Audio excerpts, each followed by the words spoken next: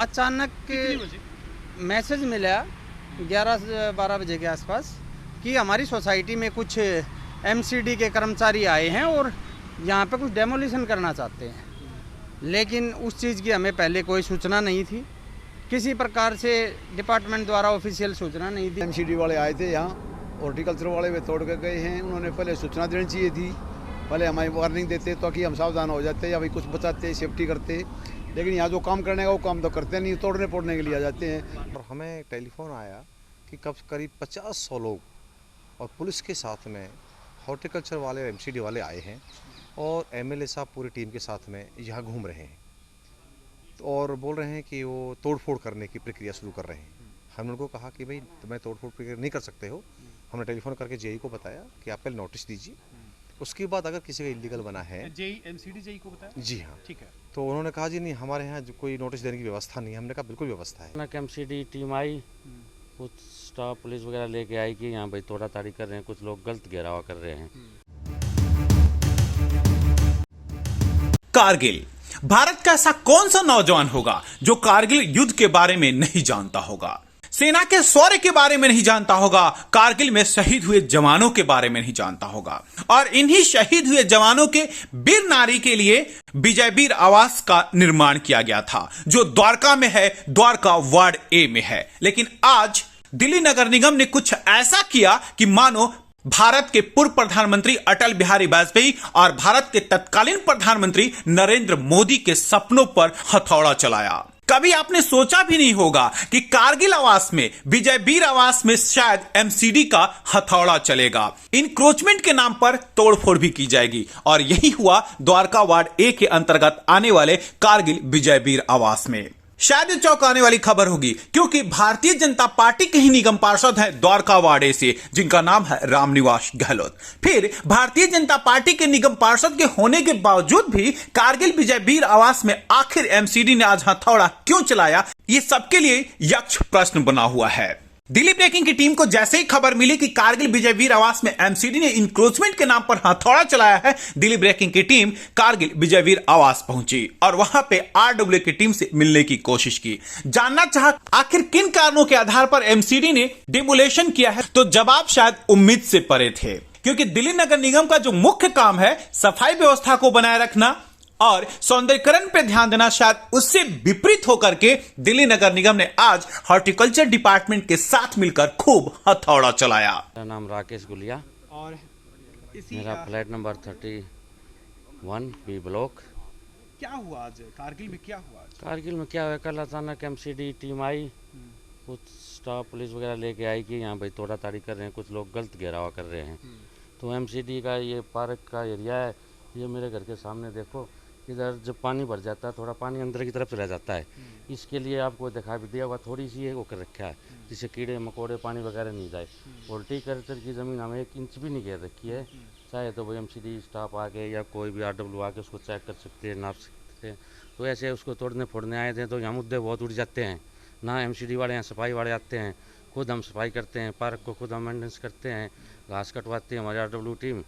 और फिर ये एमसीडी को नहीं समझ में आ रही है कि जो चीज़ नहीं है उसको भी तो तोड़ने के लिए वो हर जगह गुटबाजी बने हुए हैं। कुछ ऐसे आदमी हैं, कई तरह के आदमी रहते हैं, वो उसको उंगली लगा के नाम दे देता है, वैसे झूठा नाम दे देते हैं। उसी यहाँ पे एमसीडी आ जाती है लिस्ट लेके, वो पूछती नहीं, बस तोड़ना शुरू कर देते हैं। काफ़ी हंगामा होया।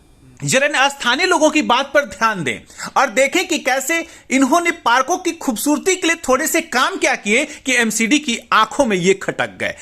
अचानक मैसेज मिला 11 से 12 बजे के आसपास कि हमारी सोसाइटी में कुछ एमसीडी के कर्मचारी आए हैं और यहाँ पे कुछ डेमोलिशन करना चाहते हैं, लेकिन उस चीज़ की हमें पहले कोई सूचना नहीं थी, किसी प्रकार से डिपार्टमेंट द्वारा ऑफिशियल सूचना नहीं दी गई, ना हमें पहले से बताया गया कि अनलीगल रूप से कुछ आदमियों ने माइनर से काम कर रखे हैं। पार्क का पानी उनके घरों में घुसता है, कुछ लोगों का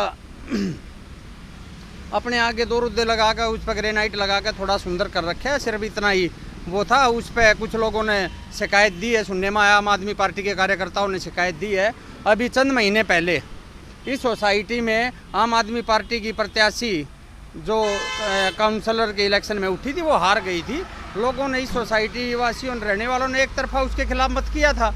तो इससे चिढ़ा कर उन्होंने अपने लोगों से शिकायत करा दी और यहाँ का सोसाइटी को तोड़वाना चाह रहे हैं वो। और एक पहलू और सोचते हैं, भारत के प्रधानमंत्री नरेंद्र मोदी क्या कहते हैं, अपने आसपास की सफाई खुद बनाए रखें, अपने आसपास की व्यवस्थाओं को नियंत्रित भी करें। और कारगिल विजय वीर आवास के स्थानीय लोगों ने शायद यही किया, अपने आसपास के अंतर्गत आने वाले पार्कों के सौंदर्यीकरण के लिए काम क्या किया, दिल्ली नगर निगम को यह बात नागवार गुजरी। और यही कारण रहा कि दिल्ली नगर निगम ने आज कारगिल विजय वीर आवास में जमकर हथौड़े चलाए। हालांकि स्थानीय लोगों ने यह भी कहा कि कारगिल विजय वीर आवास अब राजनीति का शिकार होता जा रहा है, क्योंकि आम आदमी पार्टी और भारतीय जनता पार्टी के नेताओं के आपसी टकराव के कारण कारगिल विजय वीर आवास राजनीति का ध्रुवीकरण और केंद्र बना हुआ है। वाले आए थे यहाँ, हॉर्टिकल्चर वाले वे तोड़ के गए हैं। उन्होंने पहले सूचना देनी चाहिए थी, पहले हमारी वार्निंग देते ताकि हम सावधान हो जाते या भाई कुछ बचाते, सेफ्टी करते।